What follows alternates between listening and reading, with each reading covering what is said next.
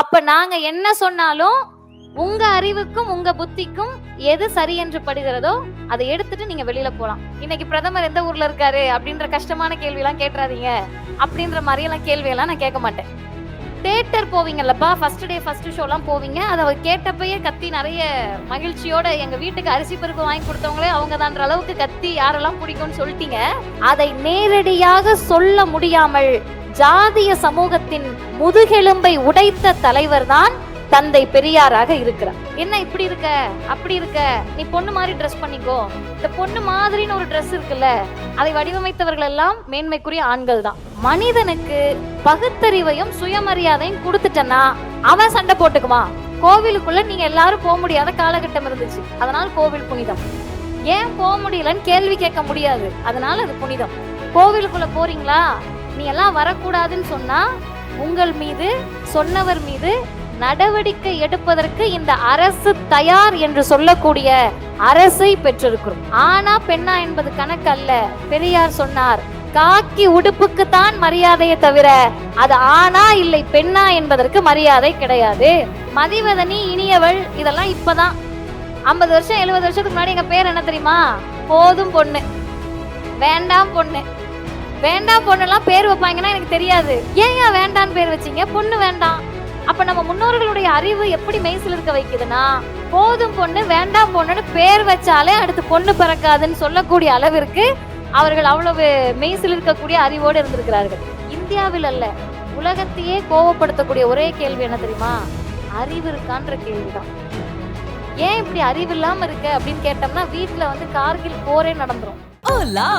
Your dream vacation to Dubai starts from ₹29,999 only with GT Holidays, South India's #1 travel brand. மிக சிறப்பாக ஏற்பாடு செய்யப்பட்டு இளைஞர் நலன் மற்றும் விளையாட்டு மேம்பாட்டுத்துறை அமைச்சகத்தின் சார்பிலே நடைபெறக்கூடிய இந்த நிகழ்ச்சி, இதே மாதிரி நான் பேசிட்டு இருந்தேன்னா நீங்க கேட்க மாட்டீங்கன்றது எனக்கு தெரியும். அதனால நான் உங்க ஃப்ளோவுக்கு வந்துடுறேன். இதை எல்லாருமே விளையாட்டுத்துறையில இருந்து வந்திருக்கனால ஒலிம்பிக் உங்க எல்லாருக்குமே ஒரு ஆசையாக கனவாக இருக்கும். ஒலிம்பிக்கில் இருக்கக்கூடிய அந்த தீப்பந்தம் இருக்குல்ல, அது ஒருவருடைய கையில மட்டும் இருக்காது. கொஞ்ச தொலைவுக்கு பிறகு ஒருவருடைய கையுக்கும் மாற்றப்படும். அப்படி பெரியார், பேரறிஞர் அண்ணா, முத்தமிழறிஞர் கலைஞர் இயக்க களத்தில் அது பெரியாருக்கு பிறகு திராவிடர் கழகத்தின் தலைவர் என்று மாற்றப்படக்கூடிய தீப்பந்தங்கள் இன்றைக்கு தமிழ்நாட்டு முதலமைச்சரை வந்தடைந்திருக்கிறது. அதற்கு பிறகு என்ன என்ற கேள்விக்கு இவர்கள் அனைவரையும் விட வீரியமாக பெரியாரை நான் பேசுவேன் என்று அந்த தீப்பந்தத்தை இன்றைக்கு சுடராக ஏற்றி நிற்கக்கூடிய அமைச்சர் மாண்புமிகு மானமிகு அன்பிற்குரிய சகோதரர் அண்ணன் உதயநிதி அவர்கள் உள்ளிட்ட அனைத்து ஆன்றோர்களுக்கும் சான்றோர் பெருமக்களுக்கும் சட்டமன்ற உறுப்பினர்களுக்கும், எனக்கு முன்னால் ஒருவர் பேசினாரு, மோட்டிவேஷனல் ஸ்பீக்கர் என்ற போர்வையில் கண்டதை பேசுபவர்களுக்கு மத்தியில் தான் கண்டதை பேசிய அண்ணன் கென்னித்ராஜ் அன்பு அவர்களுக்கும், திரைப்படமாக இருந்தாலும் சரி அது தொலைக்காட்சியாக இருந்தாலும் சரி தான் கொண்ட களத்தை சமூக நீதிக்காக பயன்படுத்தக்கூடிய அன்பிற்குரிய சகோதரர் கரு பழனியப்பன் அவர்கள் உள்ளிட்ட மாணவர்கள் அனைவருக்கும் அன்பிற்குரிய வணக்கம். அப்ப யார் சொன்னாலும் நம்பாதன்னு எல்லாரும் சொல்லலாம், எங்க படிச்சாலும் நம்பாதன்னு எல்லாரும் சொல்லலாம். யார் சொல்லி இருந்தாலும் எங்கு படித்திருந்தாலும் நானே சொன்னாலும் உன் புத்திக்கு எட்டியதை மட்டும் நம்பு என்று சொன்னவர் தந்தை பெரியார் தான். அப்ப நாங்க என்ன சொன்னாலும் உங்க அறிவுக்கும் உங்க புத்திக்கும் எது சரி என்று படுகிறதோ அதை எடுத்துட்டு நீங்க வெளியில போலாம். இப்ப பெரியார் எனும் சுயமரியாதை சூரியன் அப்படின்றதுதான் தலைப்பு. உங்ககிட்ட நான் ஜெனரல் நாலேஜா ஒரு 4 கேள்வி கேட்கிறேன். ஐயோ ஜெனரல் நாலேஜா, இன்னைக்கு பிரதமர் எந்த ஊர்ல இருக்காரு அப்படின்ற கஷ்டமான கேள்வி எல்லாம் கேட்டுறாதீங்க. அப்படின்ற மாதிரியெல்லாம் கேள்வியெல்லாம் நான் கேட்க மாட்டேன். ரொம்ப எளிமையான கேள்விகள் தான் கேட்பேன். முதல் கேள்வி, இத்தனை பேர் இருக்கீங்க, உங்களுக்கு யாருக்கு பிடிக்குதோ அவங்க மட்டும் கை உயர்த்தி பதில் சொல்லலாம். ஏன்னா நிறைய பேருக்கு என்னன்னா கை உயர்த்துறதுல ஒரு கஷ்டம் இருக்கும். நல்ல லாவகமா உட்காந்துருக்கீங்களா, அதனால அதுல ஒரு சிரமம் இருக்கும். உங்களை நான் சிரமப்படுத்த விரும்பல. யாருக்கு விருப்பமோ நீங்க கை உயர்த்தலாம். தியேட்டர் போவீங்கல்லப்பா, ஃபர்ஸ்ட் டே ஃபர்ஸ்ட் ஷோ எல்லாம் போவீங்க. அதை கேட்டப்பயே கத்தி நிறைய மகிழ்ச்சியோட எங்க வீட்டுக்கு அரிசி பருப்பு வாங்கி கொடுத்தவங்களே அவங்க தான்ற அளவுக்கு கத்தி யாரெல்லாம் பிடிக்கும்னு சொல்லிட்டீங்க. அதனால அது பிரச்சனை கிடையாது. ஃபர்ஸ்ட் டே ஃபர்ஸ்ட் ஷோ போவீங்க கண்டிப்பா. அப்படி போறப்ப இல்ல நீங்கள் திரையரங்குகளுக்கு தேட்டர் போறப்ப நீ எல்லாம் இந்த சமூகத்துக்காரன் உள்ள வரக்கூடாதுன்னு யாராவது இங்க இருக்கக்கூடிய ஒருவர் தேட்டருக்கு வெளியில தடுத்து நிறுத்தப்பட்டிருந்தால் கை உயர்த்தலாம். யாரும் இல்ல. 2வது கேள்வி, ஹோட்டல் போவீங்க, ஸ்விக்கி ஜொமேட்டோலாம் இன்னைக்கு வந்துருச்சு, ஹோட்டல்லாம் போய் சாப்பிடுவீங்க. அப்படி நீங்க ஹோட்டல் போறப்ப இடம் இல்ல வெயிட் பண்ணுங்கன்னு சொல்லுவாங்க. நீ எல்லாம் இந்த சமூகத்துக்காரன் இங்க உட்கார்ந்து சாப்பிடக்கூடாதுன்னு யாராவது ஒருத்தரை வெளியில் ஏதாவது ஒரு ஹோட்டல்ல நிறுத்தி இருக்காங்களா? கை உயர்த்தல. இல்ல. 3வது கேள்வி, அந்த குளத்துல ஆத்துல எல்லாம் இங்க சென்னையில இருக்கவங்களுக்கு அந்த வாய்ப்பு இருக்குமான்னு தெரியல. அருவிகள்லாம் போவீங்க, ஃபால்ஸ்லாம் பார்த்திருப்பீங்க, பீச் போவீங்க, மெரினா, இந்த பெசன்ட் நகர்லாம் உங்களுக்கு தெரிஞ்ச இடம். இந்த பீச் போறப்ப இந்த தண்ணி எல்லாம் வந்து பொதுவானது கிடையாது, நீ எல்லாம் இங்க வந்து குளிக்க கூடாது, தண்ணியை கையில எடுக்க கூடாது அப்படின்னு சொல்லி இந்த மாதிரியான நீர்நிலை பகுதிகள்ல தடுத்து நிறுத்தப்பட்டிருக்கீங்களா? இல்ல. 4வது, ஸ்கூல் போயிருப்பீங்க, எல்லாம் ஸ்கூல் முடிச்சுதான் காலேஜ் வந்திருப்பீங்க. ஸ்கூல்லையும் காலேஜ்லயும் ஃபீஸ் கட்ட முடியல, உங்களால முடியலன்னா டிசி வாங்கிட்டு போங்கன்னு கூட சில பேருக்கு சொல்லியிருக்கலாம். நீ இந்த சமூகத்துக்காரன் இந்த பள்ளிக்கூடத்துக்குள்ள வரக்கூடாதுன்னு சொன்ன ஏதாவது ஒரு பள்ளிக்கூடங்கள் நீங்க பார்த்திருக்கீங்களா? கல்லூரி பார்த்திருக்கீங்களா? இல்ல. இப்ப நான் சொன்னதெல்லாம் திரும்ப நான் ரீகால் பண்றேன். ஏன்னா இன்னைக்கு நம்ம என்ன நினைச்சிட்டு இருக்கோம்னா, எதுக்கெடுத்தாலும் பெரியார்ன்றாங்க, மூச்சு விட்டா பெரியார் காரணம்ன்றாங்க, சட்ட துணி போட்டதுக்கு பெரியார் காரணம்ன்றாங்க, படிச்சதுக்கு பெரியார் காரணம்ன்றாங்க. நல்லா தானே இருக்கோம், வந்திருக்கோம், உட்கார்ந்துருக்கோம், ஜம்முன்னு தானே இருக்கோம், எல்லாத்துக்கும் எதுக்கு பெரியார் பேர்ல எழுதுறாங்கன்னு நினைப்பீங்கல்ல. திரையரங்கு வாசல்ல, குளத்துல, ஆத்துல, நீர்நிலைகள்ல, ஹோட்டலுக்குள்ள, பள்ளிக்கூடத்துக்குள்ள, காலேஜ்குள்ள நீ எல்லாம் இந்த ஜாதி வரக்கூடாதுன்னு சொன்ன சமூகத்திலிருந்து தான் இன்னைக்கு எங்களை பார்த்து அப்படி யாரும் சொல்ல முடியாதுன்ற இடத்திற்கு உயர்ந்து நிற்பதற்கு காரணம் தந்தை பெரியார் கொடுத்த சுயமரியாதை உணர்வு. இன்னைக்கு அப்ப நம்மள அப்படி தடுத்து நிறுத்தினவங்க எல்லாம் திருந்திட்டாங்களான்னு நீங்க நினைக்கலாம். திருந்தல. அவர்கள் வெளிப்படையாக சொல்ல முடியாத அளவிற்கு சுயமரியாதை உணர்வை உங்கள் ஒவ்வொருத்தருக்குள்ளும் ஊட்டிய மண் தமிழ்நாடு, ஊட்டிய தலைவர் தந்தை பெரியார். நம்மளை பார்த்து சொல்லிட முடியுமா? நீ எல்லாம் மெடிக்கல் காலேஜுக்குள்ள வர முடியாதுன்னு நேரா சொல்ல முடியாது, ஆனா நீட்டை கொண்டு வர முடியும். நீ எல்லாம் படிச்சு உருப்பிடக்கூடாதுன்னு நேரா சொல்ல முடியாது, புதிய கல்விக் கொள்கையை கொண்டு வர முடியும். நீ எல்லாம் விளையாட்டுத்துறைக்குள்ள வர முடியாது, வரக்கூடாதுன்னு நேரா சொல்ல முடியாது, அதுக்கு உங்களுக்கு கடினமான தேர்வு வைக்க முடியும். அப்ப எதையுமே நம்மளை அடக்கணும், அடிமைப்படுத்தணும்னு நினைச்சா கூட, நினைக்கிற கூட்டங்கள் கூட அதை நேரடியாக சொல்ல முடியாமல் ஜாதிய சமூகத்தின் முதுகெலும்பை உடைத்த தலைவர் தான் தந்தை பெரியாராக இருக்கிறார். அப்ப அவர்கிட்ட இருந்து நம்ம எதை கத்துக்கணும்? இதெல்லாம் செஞ்சாங்க, இந்த நிலைமைக்கு நாங்க வந்துட்டோம், இன்னமும் எதுக்கு எங்களுக்கு பெரியார்? அந்த கேள்வி இருக்கும்ல. நான் வந்த உடனே பார்த்தேன், நிறைய எல்லாருமே பெண் பிள்ளைகள் தான் அதிகமா இருந்தீங்க. எல்லாமே என்னோட தங்கச்சி வயசுல தான் இருப்பீங்க. கொஞ்சம் பேத்துக்கு நானே தங்கச்சி மாதிரி தான் இருக்கேன், அதை விட்டுருவோம் நம்ம. அப்ப நான் மேடையில இருந்து பார்க்கிறப்போ இங்க ஒரு வரிசையில ஒரு பாப்பா, அவங்க எனக்கு நேரா இருக்காங்க, எனக்கு தெரியுது. ஆனா பெண்ணா என்று தெரியாத மாதிரி பெண் பிள்ளைகளை தயாரிக்க வேண்டும் என்று பெரியார் சொன்னார். இங்க இருக்கக்கூடிய பிள்ளைகள் அப்படி இருக்கிறப்ப நிறைய பேர் இருக்கீங்க, நம்மளை பார்த்து என்ன தெரியுமா சொல்லுவாங்க? பசங்களை விட பொண்ணுங்க தான் நம்மள நிறைய கிண்டல் பண்ணுவாங்க. ஆமா தானே? அப்படிதானே பாப்பா? கலாய்ப்பாங்க. என்ன இப்படி இருக்க, அப்படி இருக்க, நீ பொண்ணு மாதிரி ட்ரெஸ் பண்ணிக்கோ. இந்த பொண்ணு மாதிரின்னு ஒரு ட்ரெஸ் இருக்குல்ல, அதை வடிவமைத்தவர்கள் எல்லாம் மேன்மைக்குரிய ஆண்கள் தான். நம்மளே நமக்கு வேணும், நம்ம எதை வடிவமைத்து கொள்ளல. அப்ப பெரியாரை பெண்கள் எப்படி பார்க்கணும், பெரியார் கிட்ட இருந்து பெண்கள் சுயமரியாதை அப்படின்றத எப்படி எடுத்துக்கணும்னு கேட்டா, நான் முன்னாடி சொன்ன லிஸ்ட்ல இதெல்லாம் இல்ல, இதெல்லாம் இல்ல, இப்ப நம்ம தான் இந்த இடத்துக்கு வந்துட்டோம்னு சொன்னேன்ல, அதையெல்லாம் அடைவதற்கு பெரியார் எதை கருவியாக எடுத்தார்? எதை கையில வச்சுட்டு சண்டை போட்டாரு? கத்திய வச்சுட்டா, அருவாலை வச்சுட்டா, துப்பாக்கி வச்சுட்டா, எதை வச்சுட்டும் இல்ல, ஒரே ஒரு விஷயத்த வச்சுட்டு மட்டும்தான் பெரியார் சண்டை போட்டாரு. அது என்ன விஷயம்னு கேட்டா, மனிதனுக்கு பகுத்தறிவையும் சுயமரியாதையும் கொடுத்துட்டனா அவன் சண்டை போட்டுக்குவான். இன்றைக்கு இந்திய அளவில் தமிழ்நாடு மட்டும்தான் சண்டை போட்டுட்டு இருக்கோம். எவ்வளவு தூரத்துக்கு சண்டை போட்டுட்டு இருக்கோம்னு சொன்னீங்கன்னா, நம்ம கிட்ட எதுவுமே இல்ல. தமிழ்நாட்டிற்கு மிகப்பெரிய ஒரு பொருளாதார பலம் இல்ல. தமிழ்நாட்டுல பாப்புலேஷனை குறைங்க நம்ம குறைச்சிட்டோம், மற்ற மாநிலத்துல அதிகமாயிடுச்சு. அதனால நம்ம கிட்ட பாப்புலேஷனும் பெரிய அளவுல இல்ல. நம்ம கிட்ட இவங்க சொல்லக்கூடிய இயற்கை வளங்களும் பெரிதாக இல்லை தமிழ்நாட்டை பொறுத்தவரை மற்ற மாநிலத்தை விட. இப்ப எதுவுமே இல்லாமல் இன்றைக்கு இந்தியாவினுடைய முதன்மை மாநிலம் எது என்று கேட்டால் தமிழ்நாடுதான் என்ற இடத்திற்கு நாம் வந்ததற்கு காரணம் பெரியார் சொல்லி கொடுத்த சுயமரியாதை. அப்ப சுயமரியாதை பெரியார் எந்த வழியில் அடைகிறார்னு சொன்னா, புனிதங்கள் எல்லாத்தையும் பெரியார் உடைக்கிறார். இது என்ன இந்த அக்கா வந்த உடனே புனிதத்தை உடைக்கிறாங்கன்றாங்களே, இங்க யாராவது ஒருத்தருக்கு புனிதம்னா என்னன்னு தெரியுமா? மாணவர்களுக்கு சொல்லுங்க, சும்மா சொல்லுங்க, சத்தமா சொல்லுங்க. தெரியாதுல்ல, ரொம்ப வருஷமா அது இருக்கு, எங்க இருக்குன்னு தெரியாது. உள்ள இருக்கு, வெளியே விட்டுருவேன் வெளியே விட்டுருவேன்னு பூதத்தை சொல்ற மாதிரி இன்ன வரைக்கும் யாரும் வெளியே விடவே இல்லை. அப்ப என்ன புனிதம்னு கேட்டப்ப சில விஷயங்களை புனிதமா சொன்னாங்க. முதல் விஷயம் எது புனிதம்? கோவில் புனிதம், கடவுள் புனிதம், ஏத்துக்கலாம், நம்பிக்கை இருக்கிறவங்க ஏத்துக்கலாம். ஆனா கோவிலும் கடவுளும் புனிதம் அப்படின்ற இடத்தையும் அடுத்து வாங்க, பெண்கள் நம்மலாம் புனிதமானவர்களா? ஆமா தானே, நம்ம தானே சரஸ்வதி, நம்ம தானே கோவில், நம்ம தான் நிலம், நம்ம தான் காத்து, நம்ம தான் மலை, நம்ம தான் நதியே நதியே காதல் நதியே, எல்லாம் நம்ம தான். அப்ப நம்ம புனிதமானவர்கள் தான் பெண்கள். மூணாவது வாங்க, ஜாதி இங்க வந்து ஒரு அடையாளமா புனிதமானது. இது எல்லாத்தையும் சொல்லுங்க, இதில் ஏதாவது ஒன்று, கோவிலாக இருக்கட்டும், பெண்களாக இருக்கட்டும், ஜாதியாக இருக்கட்டும், கல்வி ஒரு காலகட்டத்தில் புனிதமாக இருந்துச்சு. இன்னைக்கும் கல்வியை புனிதப்படுத்துறோம். அந்த கல்வி இந்த கல்வி இதெல்லாம் புனிதமானது. மருத்துவம் என்றால் அது புனிதமான துறை, ஆசிரியர்கள் என்றால் அது புனிதமான துறைன்னு. இதுக்கு எல்லாமே அர்த்தம் என்ன தெரியுமா? எதையெல்லாம் உங்களால் சுயமரியாதையோடு அணுக முடியாதோ அது எல்லாத்துக்கும் பெயர் புனிதம் அப்படின்னு சொல்லி வச்சாங்க. கோவிலுக்குள்ள நீங்க எல்லாரும் போக முடியாத காலகட்டம் இருந்துச்சு, அதனால கோவில் புனிதம். ஏன் போக முடியலன்னு கேள்வி கேட்க முடியாது, அதனால அது புனிதம். பெண்கள் என்னை ஏன் அடிமையா வச்சிருக்க கேட்க முடியாது. நான் ஏன் படிக்க கூடாது கேட்க முடியாது.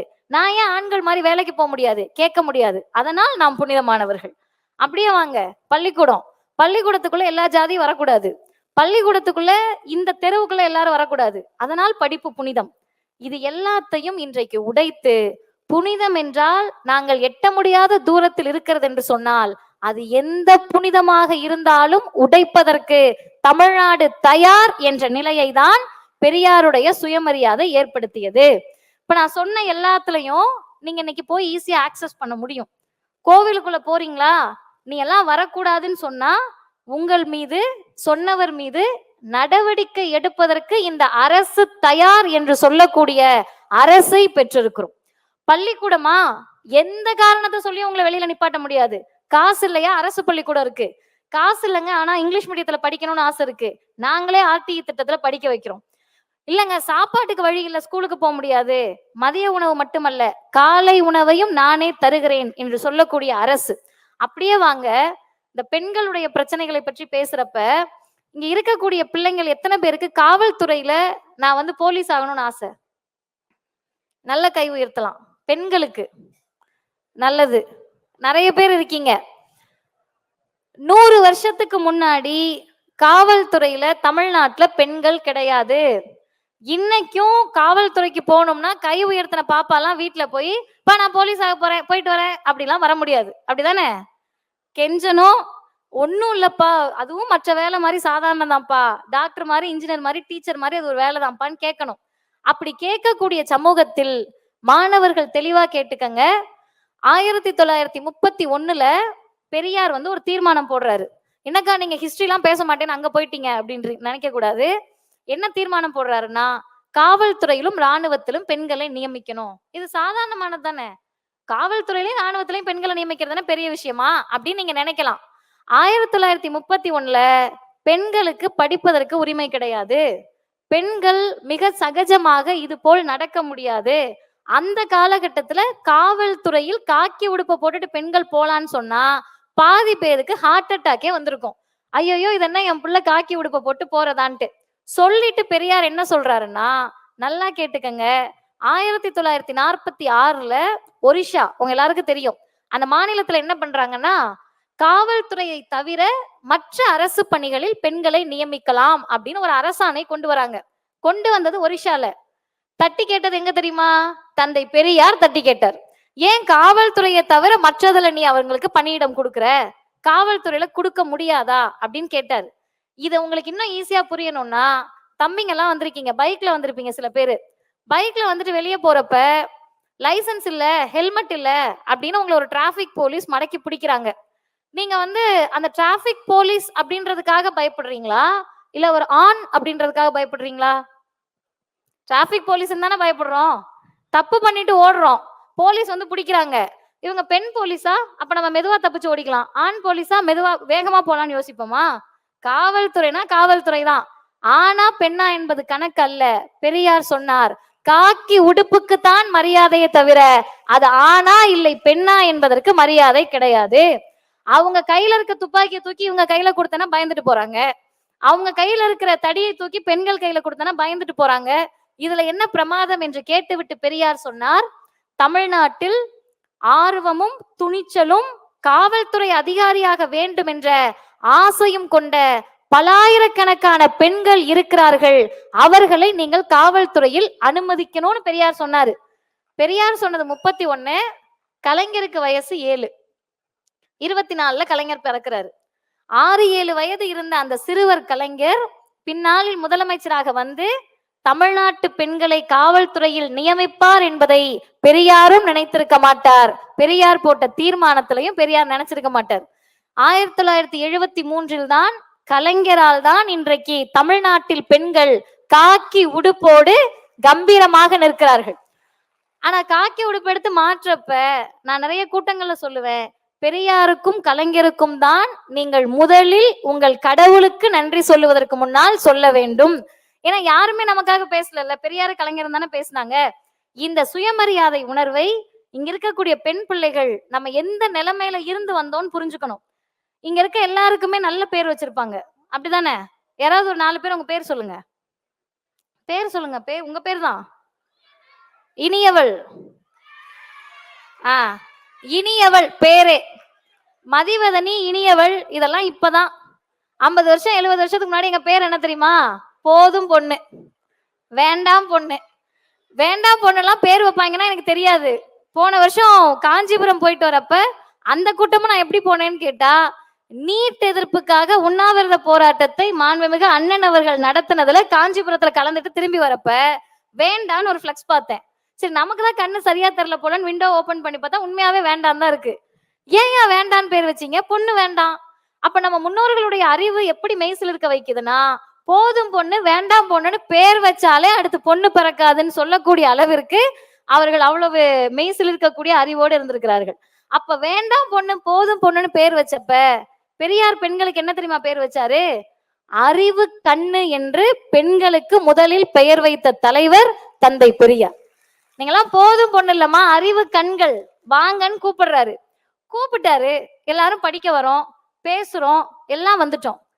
இந்த சொத்தை பற்றி பேசுகிற போது எல்லாம் அந்த பொருளாதாரத்தோட தொடர்பு படுத்துவாங்க, காசுன்னுவாங்க. பணம் என்பது காசாக மட்டுமோ பொருளாதாரமா மட்டுமோ நீங்க பார்க்க முடியாது.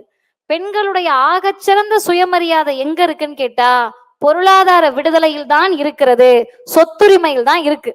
அப்ப பெரியாரை வாசிக்க வாசிக்க தான் அந்த உணர்வு நமக்கு அதிகமாகும். மற்றவர்களிடத்திலிருந்து நம்ம மாறுபட்டு நிற்போம்.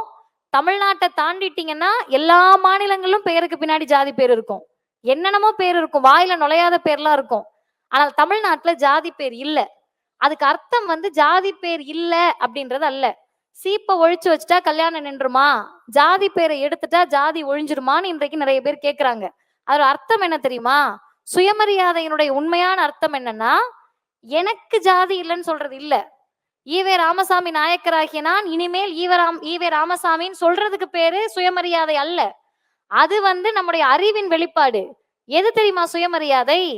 எனக்கு எப்படி ஜாதி இல்லையோ அதே போல் என் சகோதரனையும் ஜாதியை காட்டி நீ இழிவுபடுத்த கூடாது என்று மற்றவர்களுக்காகவும் சேர்த்து பேசுவதுதான் சுயமரியாதை. அதை தமிழ்நாட்டுல செஞ்சு காட்டியிருக்கோம். எப்படி செஞ்சு காட்டியிருக்கோம்னா, சத்தமே இல்லாமல் செய்து காட்டியிருக்கிறோம். தமிழ்நாட்டின் முதலமைச்சராக யார் பதவி பிரமாணம் எடுத்தாலும் அவர்களுடைய பெயருக்கு பின்னால் மறந்தும் கூட ஜாதிய பெயரை ஒட்டிக்கொள்ள முடியாது என்ற சாதனையை இந்தியாவில் செய்த ஒரே மாநிலம் தமிழ்நாடு மட்டும்தான். அப்ப இன்றைக்கு ஜாதியை எடுத்துட்டோம். ஒரே செய்தியோடு நான் நிறைவு செய்கிறேன். ஜாதியை எடுத்துட்டோம், எதோட அதை ரீப்ளேஸ் பண்றது? பின்னாடி ஒண்ணுமே இல்லையே, கஷ்டமா இருக்கே அப்படின்னு நம்ம முன்னோர்கள் நினைச்சாங்க. இருந்த ஒரே ஒரு பெருமை, அதையும் எடுத்துட்டீங்க. ஏன்னா படிச்சு வாங்கின பட்டம்ல அது, எல்லாரும் 10 வருஷம் படிச்சு வாங்கின பட்டம்னால இதை எடுத்துட்டீங்க, நாங்க என்னங்க பண்றதுன்னு கவலைப்பட்டப்ப பெரியார் ஒரே வார்த்தையில் சொன்னார், கல்வியும் பகுத்தறிவும் சுயமரியாதையும் தான் தாழ்ந்து கிடந்த சமூகத்தை உயர்த்தக்கூடிய ஆயுதங்கள். கல்வி இன்றைக்கு கிடைச்சிருச்சா? கிடைச்சிருச்சு. சுயமரியாதை உணர்வோடு இருக்கோமா? ஓரளவுக்கு இருக்கும். மூணாவது முக்கியமான கேள்வி, பகுத்தறிவோடு இருக்கோமா? என்ன எங்களை பார்த்து பகுத்தறிவோடு இருக்கீங்களான்னு கேக்குறீங்க? நாங்க எல்லாம் அறிவாளிகள் தான் அப்படின்னு நீங்க கோவப்படணும். என்னை நோக்கி நீங்க கோவப்படணும். கோவப்பட்டாதான் எந்த இடத்தில் பகுத்தறிவு இல்லாமல் செயல்படுறோம் நீங்க யோசிக்க முடியும். ஏன்னு கேட்டா உங்க எல்லாருக்கிட்டையும் எதை கேட்டா உங்களுக்கு கோவம் வரும் தெரியுமா? என்ன படிக்கிற? ஏன் மார்க் கம்மியா எடுத்திருக்க? ஏன் அரியர் வச்சிருக்க? ஏன் ஸ்போர்ட்ஸ்ல இவ்வளவு மோசமா விளையாண்டுருக்க? இதெல்லாம் கோவம் வராது. இந்தியாவில் அல்ல, உலகத்தையே கோவப்படுத்தக்கூடிய ஒரே கேள்வி என்ன தெரியுமா? அறிவு இருக்கான்ற கேள்விதான். ஏன் இப்படி அறிவு இல்லாம இருக்க அப்படின்னு கேட்டோம்னா வீட்டுல வந்து கார்கில் போரே நடந்துரும். அதான் அம்மா எல்லாம் நம்மளை பார்த்து அறிவு இருக்கான்னு கேட்டாங்கன்னா பிள்ளைங்க எல்லாம் சிரிக்கிறீங்க, சண்டை நாறிடும் அம்மா கூட நமக்கு. அப்ப அறிவு இருக்கா என்ற கேள்விக்கு அத்தனை வலிமை இருக்கிறது. காரணம், யாருமே முட்டாளாக இருக்க விரும்ப மாட்டோம், ஆனால் மற்றவரை முட்டாளாக்க ஆசைப்படுவோம். அப்ப சுயமரியாதை என்பது நான் முட்டாள் இல்லை என்று சொல்வதில் இல்லை. எந்த காரணத்தினாலும் அடுத்தவரை ஜாதியின் பெயரை சொல்லியோ, மதத்தின் பெயரை சொல்லியோ, கடவுளின் பெயரை சொல்லியோ, ஆண் என்ற ஆதிக்கத்தை சொல்லியோ முட்டாளாக்காமல் இருப்பதுதான் சுயமரியாதையுடைய முதல் படிநிலை. அந்த படிநிலையை அடைந்த ஒரே மாநிலம் தமிழ்நாடாக மட்டும்தான் இருக்கிறது. அந்த தமிழ்நாட்டினுடைய பிள்ளைகள் தான் நீங்க எல்லாருமே. நீங்கள் எந்த அரசியலை வேண்டுமானாலும் கையில் எடுக்கலாம், உங்களுக்கு பிடிச்ச அரசியலை நீங்க கையில் எடுக்கலாம். ஆனால் அந்த அரசியலை கையில் எடுப்பதற்கு முன்னால் 3 கேள்விகளை எழுப்புங்கள். முதல் கேள்வி, இந்த அரசியல் எனக்கு சுயமரியாதை உணர்வை கொடுக்கிறதா? இந்த அரசியல் என்னை பகுத்தறிவோடு செயல்பட வைக்கிறதா? மூன்றாவது முக்கியமானது, இதுவரை தமிழ்நாடு கடந்து வந்த பாதையை காத்து நிற்கக்கூடிய அரசியலாக அது இருக்கிறதா இல்லையா என்ற கேள்வியை நீங்கள் எழுப்ப வேண்டும். இந்த முதல் 2 கேள்விக்கு நீங்கள் எந்த அரசியல் வேணாலும் பதில் கண்டுபிடிச்சிடலாம். மூன்றாவது இருக்கக்கூடிய கேள்வி இருக்குல்ல, தாத்தா படிக்கல, பாட்டி படிக்கல, பாட்டன் படிக்கல, அப்பா படிக்கல, அம்மா படிக்கல, நம்ம படிச்சிருக்கோம்ல, இதை காத்து நிற்கக்கூடிய ஒரே அரசியலாக திராவிட மாடல் அரசியல் மட்டும்தான் இருக்கும். அதற்கு காரணம் பெரியாரும் அண்ணாவும் கலைஞரும் இன்றைய முதலமைச்சரும் என்று சொன்னால் அதை நீங்கள் தயக்கப்படாமல் கையில் எடுத்துக்கலாம். ஐயோ இதை எடுத்துட்டோம்னா ஏதாவது சொல்லுவாங்களே, ஐயோ இதை பேசிட்டோம்னா ஏதாவது சொல்லுவாங்களே, துணிச்சலோட சொல்லுங்க. ஆமா, ஐ அம் a proud பெரியாரிஸ்ட். என்ன பிரச்சனை? பெரியாரிஸ்டாக இருப்பதற்கு எவ்வளவு பெரிய துணிச்சல் வேணும் தெரியுமா? கலர் சட்டைகள் போடுவதற்கு துணிச்சல் தேவையில்லை, எல்லாரும் அதான் போட்டிருக்காங்க. இவ்வளவு பெரிய கூட்டத்தில் கருப்பு சட்டை போடுவதற்கு தான் துணிச்சல் வேண்டும். அந்த துணிச்சலை பெரியாரால் தான் கொடுக்க முடியும். அந்த துணிச்சலோடு நான் பெரியாரிஸ்ட் என்று சொல்லுவதிலையோ, நான் திராவிட மாடலை பின்பற்றுகிறேன் என்று சொல்லுவதிலையோ கலைஞரை தான் எனக்கு பிடிக்கும். காரணம் என்ன? கலைஞர் வந்து சாப்பாடு கொடுத்தாரா? கலைஞர் வந்து சட்டை போட்டு விட்டாரா? கலைஞர் இல்லைன்னா இன்றைக்கு நுழைவுத் தேர்வின் பிடியில் எத்தனை இன்ஜினியர்கள் உருவாகி இருக்க முடியும் என்று அண்ணன் கென்னித்ராஜ் அன்பு அவர்கள் ஒரு கேள்வி கேட்டார்ல, அந்த கேள்வியை விட மிகப்பெரிய கேள்வி வேணுமா? கலைஞர் இல்லை என்று சொன்னால் இன்றைக்கு தமிழ்நாட்டில் அழகா மேம்பாலத்துல ஏறி இறங்குறோம். மேம்பாலத்தை கட்டினது கலைஞர்னு தெரியாது, யாரோ காமராஜர் காலத்திலயோ வேற காலத்திலயோ கட்டினதுன்னு நினைச்சு பயணிச்சுட்டு இருப்போம் போல. அப்ப இத்தனையும் செய்த தலைவர்களை எங்களுடைய தலைவர்கள் தான் என்று சொல்லுவதற்கு ஒருபோதும் கூச்சப்படாதீர்கள். இது பெரியார் மண்தான் என்று சொல்லுவதில் தான் தமிழ்நாட்டுக்கு பெருமை. அதையே சொல்லி நிறைவு செய்கிறேன். வாய்ப்புக்கு நன்றி, வணக்கம். வாழ்க பெரியார், வளர்க பகுத்து. Hola! Your dream vacation to Dubai starts from ₹29,999 only with GT Holidays, South India's #1 travel brand. மின்னம்பலம்.com, தமிழின் முதல் மொபைல் பத்திரிகை.